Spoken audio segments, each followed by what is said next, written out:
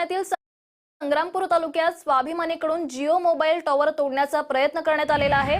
पोलिसांनी स्वाभिमानीचे विदर्भ अध्यक्ष प्रशांत डिक्कर यांच्यासह कार्यकर्त्यांना अटक केली आहे। शेतकऱ्यांच्या मानगुटीवर पाय ठेवून अदानी अंबानीला पोसणाऱ्या मोदी सरकारचा निषेध करत स्वाभिमानीने बुलढाण्यात आक्रमक पवित्रा घेतलाय। ही दृश्य आपण पाहतोय बुलढाण्यामधली।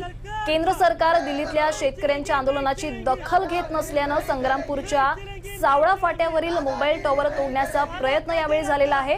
जोपर्यंत काळे कायदे रद्द होणार नाहीत तोपर्यंत आंदोलन सुरू राहणार असल्याचा इशाराही स्वाभिमानीने दिलाय। शेतकऱ्यांना न्याय मिळालाच पाहिजे। दिल्लीतील शेतकऱ्यांना न्याय मिळालाच पाहिजे। काळे कायदे रद्द झालेच पाहिजे।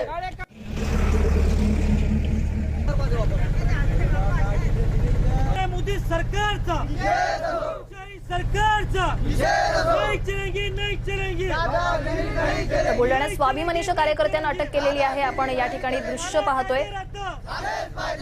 स्वाभिमानीने इथला जिओ टॉवर तोडण्याचा प्रयत्न केलाय। बुलढाण्यातील संग्रामपूर तालुक्यातील दृश्य आहे। स्वाभिमानीकडून जिओ मोबाईल टॉवर तोडण्याचा प्रयत्न झाला आणि पोलिसांनी स्वाभिमानीचे विदर्भ अध्यक्ष प्रशांत डिक्कर यांच्यासह काही कार्यकर्त्यांना या प्रकरणात अटक केली आहे। शेतकऱ्यांच्या मानगुटीवर पाय ठेवून अदानी अंबानीला पोसणाऱ्या मोदी सरकारचा निषेध यावेळी स्वाभिमानीकडून करण्यात आला।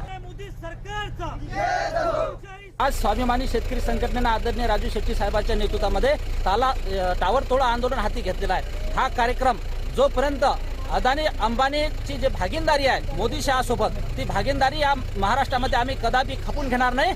जोपर्यंत दिल्लीतील शेतकऱ्यांना केंद्र सरकार न्याय देणार नाही, कृषी विधेयक जे आहे शेतकऱ्याच्या विरोधी ते रद्द होणार नाही तोपर्यंत हे आंदोलन आम्ही सुरूच राहणार आहोत। जरी आम्हाला या ठिकाणी पोलिसांनी अटक केलेली आहे, परंतु यानंतर आज या बुलढाणा जिल्ह्यामध्ये हे आंदोलन झालं, परंतु उद्यापासून या महाराष्ट्रामध्ये स्वाभिमानी शेतकरी संघटना हे आंदोलन अधिक तीव्रतेने करणार आहे हा सरकारला आमचा इशारा आहे।